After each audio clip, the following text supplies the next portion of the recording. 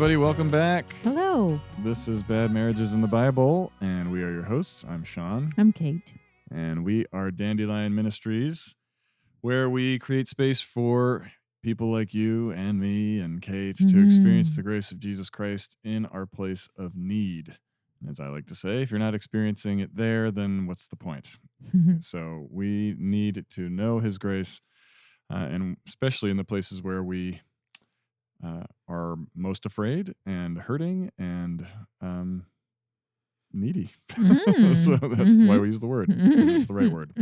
And anyway, we do that through creative means, through art and music, and creating retreats and conferences and podcasts like this. So we are glad to be with you again. It's been a couple weeks. We've been traveling and dealing with sick children and whatever. I don't know. It's just been a while since we've been able to get to the podcast studio. So we're glad to be back with you. We have been working our way through Job, where we really talked about what it was for Job and his wife to go through some serious suffering. And we have a very little to go on in that book as far as their dialogue goes. She says basically one thing, and but it's a rough thing. It's a rough thing. So it was worthy of this being included in the Bad Marriages. Yeah, and as we like to say, we focus on our primary relationships, marriage being one of those, our most intimate relationships, as a way to really understand God's grace, because that's where we feel our sin and our brokenness so often. And Job and his wife certainly felt it in that moment when he was dealing with all of his illness and loss and grief and all of that. And her statement, I guess it was a statement or a recommendation to him. So here's my recommendation to you, Job. Why don't you just curse God and die? So diplomatic. And it betrayed the fact that she was really hurting too, and was very angry and bitter in the loss, because everything he lost, she lost as well. So we wanted to take some time to talk about what that's like for those of you who have had to walk through real loss. Kate and I know it personally, what it is to walk through loss together, and or to have to figure out how to walk through loss together. Really, I think it's probably more accurate. And having them be in different places. Yeah. By the end of the book of Job, they are still together. Yeah. And so, and she ends up having more children, never to replace the ones that she's lost, but they are still married, and there's new life that comes at the end. Lots of new life, tons of new life. His health is restored. They have children. Their business is restored. Their safety and security, all of those things that matter, is restored. And he actually prays for his friends because they had not spoken about God rightly. And so God comforts Job personally. And even before Job sees the answers, he has been so met by God, walking alongside him, listening to him. And God is quite confrontational with him, but it's kind of the kind of love that Job needs. It jars him out of his depression, and into seeing God's strength and his attention to him. And it brings some repentance to Job, who had kind of questioned God and had put God on trial. And so then God puts him on trial, and it humbles him in a way that he really needed. And it actually brought great comfort that God was in control, not him. And God was attentive to him and for him, and was that this suffering was not because of anything in particular that Job had done, but God is bigger than even the kind of suffering that's out in the world that we encounter, and was able to redeem it. So that was the big message There are the two kinds of suffering we talked about last time. Some that's brought about by our sin, but also the kind of suffering that's different. That's just a part of being a part of this broken world that is, broken because of the sin we brought into the world, but it's much more indirect, and it's not anything that in particular that anyone has done. Right. When you're dealing with disease or natural disasters or accidents. Right. It's not karma, it's not tit for tat. No. That's actually a very terrifying prospect, the idea of karma, and that, what you do comes back at you kind of thing. Right. And you get punished for each little indiscretion or failure. That is certainly the way we want things to work. If we were gods, if any one of us was running the show, that's how we would think it would work. We would punish everybody for every little thing. And, with that mentality, I remember we did an art exhibit on people's favorite tattoos, and this young girl, she was probably in college, and she had tattooed karma all over her chest like a large necklace. And I was just like, oh, you're young. You're going to regret that. You think that's good because you're good. You think you're good, and so you're in your mind, you think the good's going to come around to you. But as you grow older, you will see that is not the case. And that word is going to haunt you. And now it's tattooed all over your chest. Yeah. So grace is quite different than karma. Grace comes to you when you do not deserve it, just the way it came to Job. Right. And his wife. I mean, that's the message of mercy there. We see her be very explicit in her feelings about God being in control. And then we see Job's as the book progresses, and Job coming at God and accusing him or questioning him. And as God says, like he doesn't have a problem with that. I mean, God doesn't have a problem really with Job contending with him. It's but still, neither of them are righteous in and of themselves. Like that's the reality, that they are both still sinners and both need grace, and God is gracious to them and restores and redeems.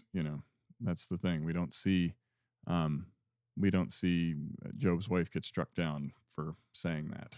That very emotive, very understandable response to everything. Yes. We see God be merciful and faithful. So, but, we have not experienced everything that Job has experienced, or the Bible says that Job experienced. But every one of us, all you listening and all of us, have our own particular corner on and experience of the brokenness of the world. We all have our own story of knowing pain, and the two different ways that Kate said. One is because of the pain we've caused because of our sin, and the other because of just the brokenness of the world and things not going the way we hoped. So when we were early married, I remember we would talk about how many kids we wanted to have, and we would, we said 5 at one point. I remember that, and we're just kind of like thinking, oh yeah. And we had this plan, we had a plan about, we'll wait 5 years and then then we'll have kids, because we wanted to have some time together just to be married and all of that. And it's one of the things you're not told by most people before you get married. I mean, at least in the church, I've talked about this before, where there's the celibacy movement and all of that, which is great. Sex is reserved for marriage. We talked about Song of Solomon on this podcast very extensively, so we know that there are boundaries around it. And there's also the kind of the silver ring thing and all that stuff. There was like, you got to make sure you don't have sex before marriage, because it's like the cardinal sin of a teenager. It's like the worst thing you could possibly do. And they made me, I internalized the message anyways, that if I just looked at a girl wrong, she was going to get pregnant, and so that was the kind of, it just felt like there was this ticking time bomb, like you potentially could get pregnant at any second. And then we got married, and we were using birth control and things like that to just kind of wait for that 5-year period. And then we wanted to actually get pregnant. We started to try to get pregnant. And it took us 4 years to even get pregnant. So that's just something I just want to acknowledge that. Some people, though, we do have friends who got pregnant on their honeymoon. So, like, it just kind of happens. So it was not a bastion of fertility that way. Neither of us were making it happen. So my point being is that it's not as it's not as fail safe as you think. And so it took us 4 years to even get pregnant. And then when we did, we actually ended up miscarrying the first baby. And the first two. I was gonna build to it, but the sorry. first two. No, go ahead. But it's true. Build so away. we miscarried our first 2 pregnancies, first 2 children, and it was devastating to us. And that was 9 years in, right? Or was the second? I'm trying to remember the chronology. But the point is, it exposed things that I had never actually had to face before for me, in terms of I didn't know how to grieve that kind of thing. I didn't know what to do with that. And it really highlighted the fact that there was a disconnect between us. And for multiple reasons. It wasn't, like, you go through life and you as you get married, you get into a new relationship that like I said, it heightens your brokenness in some way, shape, or form, because it's so intimate. And you don't even realize that you had some certain coping mechanisms and things like that you kind of turn to kind of deal with stress and stuff. And for me, one of the things that came out was I had a recurring problem of dealing with lust and pornography, and it was one of the things that I learned as a kid to try to cope. It was one of the things that just kind of made me feel like it offered some sort of temporary relief, dealing with stress and kind of contending with problems that were too big for me. And I never had really anybody who helped me walk through that and talk through kind of how to deal with my sexuality. It was like a very repressed area. And so then all of a sudden you're launched into marriage, and you're supposed to be like good at this and jump right in and kind of like do this old sexual life that you were told to repress and suppress and keep locked down. And nobody wanted to talk about it, so I didn't know how to talk about it. So anyway, that came out right around that time, and I was going through a really stressful time with work, and that was one of the reasons why I ended up acting out. And Kate and I didn't know how to really walk through that or how to reconcile through that. And in the midst of that, we had a miscarriage too. And so there was a breach, and so the grieving and everything like that, like, we really didn't know how to do it. Yeah. So if you relate to dealing with infertility, those years of nothing, right? You're hoping to get pregnant. Friends get pregnant in your midst while you're also trying, and so there was that infertility, and then in the midst of that, having that loss with the baby, and because of that betrayal with the what Sean shared with the lust area, and we had uncovered it, but not, and we actually tried to get some help. Yeah, we did, and so we tried, but that counselor did not really. I don't think he thought it was a big deal. No, he didn't. And he was like, some couples just masturbate, and that's how they live. Is that the way you want to live? And we were like, no. That's not what we want to do. Yeah. We want more than that. We want the actual connection with each other. But it wasn't until years later where God brought this up again, where we discovered we had already been trained in the forgiveness process through the 12 steps for codependency and other things. And so that had given us a framework of really what it looks like to walk through forgiveness. Um, and then we found Pure Desire, which is a ministry. If you're relating to any of this story, it has a very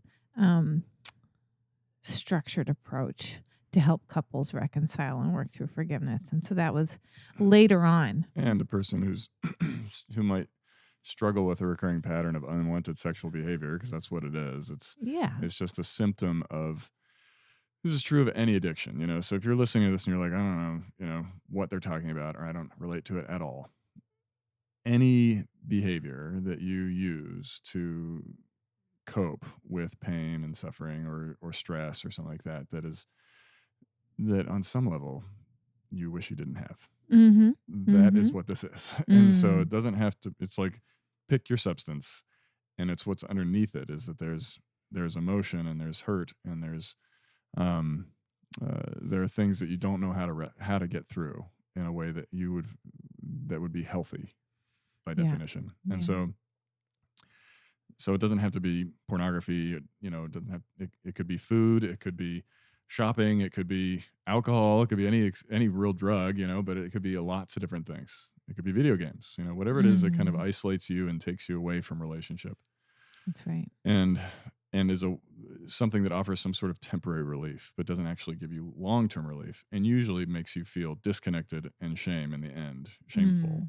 Yeah. So we're opening up our story to you in case you relate to any of this. But so my struggle would definitely be in the area of food, and that was something that we had that in a place of forgiveness, and I had faced that with my family of origin, and Sean had been very generous and joined me in supporting me, in my own area. So I had a great deal of compassion for dealing with reoccurring unwanted patterns. But still, that was one that really hurt me, and I didn't want that, and nor did he. But when the miscarriage happened, the shock and the grief, it reveals if there's some broken trust there, and it reveals any kind of unresolved issues. And so that was a huge grief on top of the loss of that child, was that I was carrying that unresolved issue. And so I was a little bit angry at Sean. And though we had tried to work through it together with this counselor, though he didn't really, neither of us ended up feeling sort of fulfilled or content afterwards. We just stopped going because it's expensive, and it didn't seem to be really making any difference. And so I just thought I had to resolve to learn to live with this. It's like a thorn in the flesh for Sean, and I'm going to resolve to live with this and deal with it on my own. So with journaling and jogging, and that was what my grief process looked like. And we were separated. So we did not get to grieve that first loss of the baby really together. It's not that we didn't cry, but I did not have that emotional connection because of that unresolved issue. And so it felt like we were in two silos. And then when the second miscarriage happened 2 years later, then it really triggered, even more grief, and it caused you to want to, this part, caused you to want to own what some of your deep desires were. Yeah, no, it was. I mean, God continued to take away the things that I otherwise would have put my kind of identity in, or hope in, however you want to say it. It was like we were part of running a ministry in New York at that time that we were really excited about and had kind of put all our cards on the table kind of thing for, but then the Lord removed that, and things didn't work out with some of the leadership in that situation. And that was part of the thing that contributed to my falling back into old patterns, and then we thought we, be really involved people in this particular church that we were a part of and everything, and then that didn't work out, and so there were just a lot of different parts of life that had been stripped away um, at that time that otherwise I would have relied on, and there was an impasse between us. I mean, there was Kate, because of, yes, my acting out and my betrayal. But also that pattern of just trying to sort things out on my own and not knowing how to voice Right. Well, my needs. and we found ourselves in a recurring argument too of, you know, you wanting to know what we were going to do with our lives because these other things had been taken away. That's my point of was, they were removed. And so it's like, so where are we going to go? And it was, he would ask me these questions and be like, I have no idea. And it was that by itself was stressing me out because I didn't have any answers. And so nor did I, but I was very concerned that Sean might have some answers. Right. And so it was a self-perpetuating cycle. The inability to work through this stuff on our own. Our typical answers, our typical ways of sorting through our stress and our loss and the grief that we had in life were not working. And God was allowing that to be like turned up to 11, as far as the volume on that went. That's right. And it was like to the point where we were just like, and we'd even tried to get help, like Kate said, but it just wasn't, none of it was working. And so I ended up going to a trusted place, the Center for Hope and Healing, which is out in the Seattle area. And I went out to spend a few days with some counselors out there because I knew that they were good. They'd helped us in the past. And I realized while I was there, because I was stressed out, I was starting to kind of revert back into some anxiety and things that I had worked on years prior. And in that process, I realized, there's just stuff that I want to own to Kate. I want to apologize to her because I wasn't able to stay in conversations with her. And when she was trying to genuinely want to think about the future and dream through things, I would like not be able to handle it. And so I wrote her a letter after some of this counseling and gave it to her. And that was when it became very clear how angry she was. Because she that really ticked her off when I was apologizing for some things. And she got really mad at me, and which was good. I mean, on one level, this is the thing. It's like, it's the lack of emotion that's the thing should be really concerning to you. But if there's some heat coming, whether it's, love or anger, that's a positive thing. I mean, it really is, because it lets you know, like, oh, okay, we're actually getting somewhere. So we had to. We're getting into our grave because this is going to die. We're going to the places that really matter, where we're really the need that I talked about at the very beginning, where you actually need the grace. And that was a big kind of unveiling moment where it's just like, oh, okay, like we really do need to go get more help. We do. Yeah. So this is about 7 years into our marriage. About, I don't know. At that point, 15, it would have been 9. Though. 9 years. Yeah, because it was after the second miscarriage. A good 15 years ago or so, give or take some. Yeah, a little while ago now. And so, so my anger really scared me because I was in love with Sean. I loved him so much, but I was completely blind to how isolated I had gotten, how codependent, and you are when you've got resentments. It means you're not taking care of yourself or your needs, but you're focused on everybody else's, and they're just constantly disappointing your expectations. And so that is what counseling helped me see. It held up a mirror for me to see, oh, I'm really contributing to this. And I need to own my side of the street. And I needed more support. I needed to do some letting go. I needed to ask for forgiveness too. And that unresolved issue, it did come up, and we did work through that. I was able to share again about the hurt that caused, and you really heard it, and I forgave you, and you forgave me, and we also were really blessed by a counselor who had learned how to listen. He was like a kind of a railroad, a train kind of guy, very strong leader, and he would run over you. He's a military guy. Yeah, he could talk over you, but he had learned to listen, and taught us this collaborative listening, the way to really actively listen to your spouse, but you can use it for any relationship really, but to actively listen and not violate the listening process, but see it through to real understanding, mutual understanding. And that gave us a language. And I still remember the moment of using that and starting to listen to Sean and not veer off into a different topic, leaving that, the first one sort of unresolved. But we stayed with this topic, and I could really hear how sad he was about the first baby in particular, but also the second one. But the first one was kind of left. We were stuck there, we were stuck in that first miscarriage. Yeah. I would say that's where we had gotten stuck for 2 years. And I could really hear his sadness over the baby. And I was so moved by how much he loved that little child, and also his sadness over not being able to grieve with me and his desire to do that.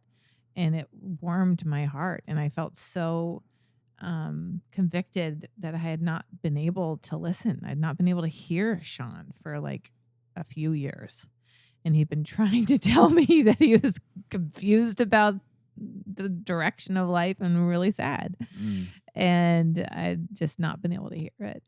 I'd been rephrasing or, trying to figure things out or trying to prop him up or do anything other than just listen and be there in that space together. So, and I, because of that unresolved hurt feelings, I hadn't even wanted to be in that space.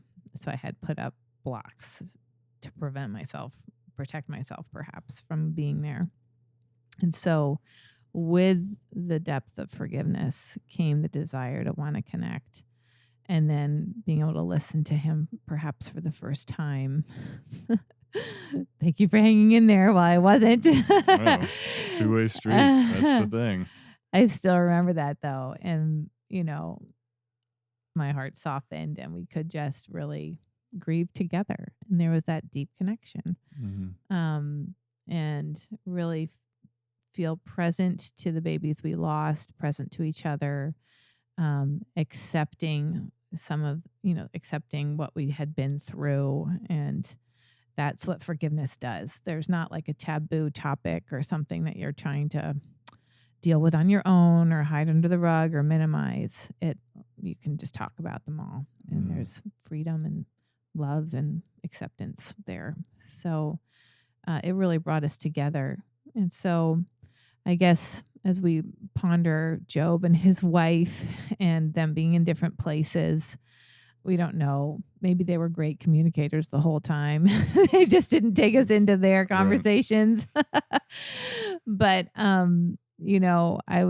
it was so meaningful to really be able to grieve with you, and it changed everything. And that counseling time for us was so profound, because it wasn't just one of us with the focus on, Sean trying to recover from panic attacks or me from eating disorders. It was like both of us were sharing the need to get more support from the outside and walk through forgiveness and own our own side of the street. And it was from that time that kind of our direction in ministry and also life for our family and all this new life came shooting out after that significant, I would say, death and resurrection moment.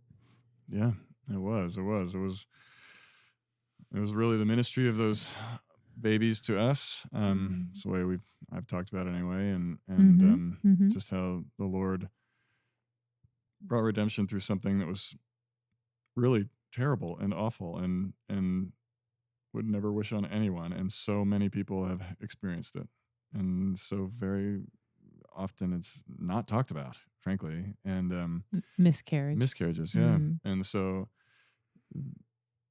that was just a real turning point for us. It helped me own my call for ordination, and it got us into church planting, all sorts of things that we did after that.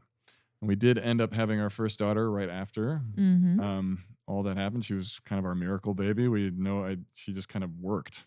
Yeah. It for was no an easy reason. pregnancy. Easy pregnancy. And everything was great. yeah, and we did end up having another miscarriage in between our two daughters, and that was when we learned all sorts of stuff that the medical world just doesn't always tell you about, with like certain, Rogam shots and things like that, and things that just help you with keeping a pregnancy. So, but it was we ended up, we ended up having two girls, and we've had 3 miscarriages, 3 babies. And so we look forward to meeting them all in heaven. And we are so grateful for them, and for the ways that the Lord has changed our lives through them, even though they were only with us for a short period of time. And it really is, we don't say any of that like in any kind of trite manner. Like, it actually is true. The hope that the Lord brings, and when we talk about bad marriages but big redemption, we actually mean it. We're not just trying to gloss over the real pain of life. It is all very much in light of, and that's why we say in your place of need. The gospel is for the death. It is the word that brings new life out of death, like Kate said, and that's how powerful it is. So how as dark as we can possibly get, which we can get and we can experience our brokenness in serious ways, passively and actively, which that story we've just told you is full of both. And we see how he is stronger than all of it, and it is a wonderful hope to imagine meeting them in heaven. We do have names for them, and we were able to share that with our children too, actually. Yeah. I think we waited until they were a little bit, I don't know, a little age older. 8 or 9 or so. But that really kind of opened up their eyes too. Our oldest one, was like, well, I like being the oldest, but wow, that would have been amazing to have a big brother and a big sister too, so you could see her just grieve also. You could see the kids grieve too, that, and they look forward to seeing them also. Yeah. But the grief, it'll expose the cracks. And what you want is for a couple to come together in the grief. And when that isn't happening, because it's easy to turn against each other or blame each other or, scapegoat or just run away from the grief or numb out. You just don't know what to do with it half the time. Exactly. So we just share some of our story of fumbling along, and how God did bring real forgiveness and redemption and reconciliation, and helped us walk through that, so we kind of even understand what some of the difficulty was when we were grieving initially those babies. The grief will uncover, because it's like a stress test on your marriage. It's a stress test to uncover if there's unresolved issues, or if there's secrets, or if you're too isolated. And what in the hands of the Lord, he'll use that to bring an end to those things and bring you to himself, to his forgiveness, to be loved in those places, and then also bring you together in forgiveness and in reconciliation in those places too. And once that has happened, then it creates deep roots of hope and deep roots of new life. What he's done with us, I feel more confident. I don't want any further suffering ever. Right. We didn't want any of it in the first place. No, it's all terrible. So you never want suffering. And I love how real Jesus is about that, in his Lord's Prayer: deliver us from evil. Keep us from temptation. Suffering is terrible. Nobody wants it. He prayed that in the Garden of Gethsemane. He was like, I don't want this, but if it must be, then your will be done. And the faith cries out, deliver us, then come and help, and use this, carry us through this and show us how strong you are. And so, and he does. Yeah. He does.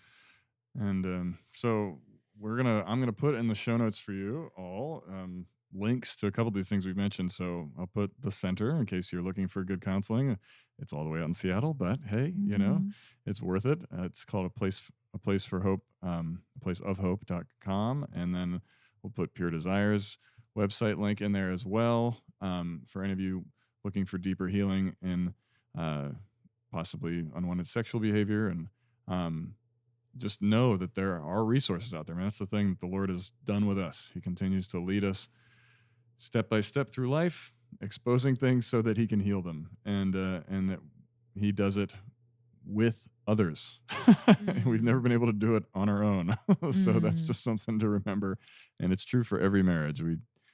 We'll say a healthy marriage is one with more than two people in it, and we're not talking about polygamy. So it might be confusing when you read the Bible, but that's not what we mean. We just mean more support than just the two of you. So we're grateful for you guys listening. We hope you have a wonderful Thanksgiving, and we will be back next week. Yeah, really. Thank you for your time. Yeah. See you next time. Oh, did I say anything else? I forgot the other thing. Our website will be in there too, dandelionministries.org. There's a way to support the show in there. And if you want to send us questions and or prayer requests, if this is triggering stuff in your life that you would like some extra support on that maybe we could help with, don't hesitate. My email's in there as well. Thank you. All right. Blessings, guys. Have a good day.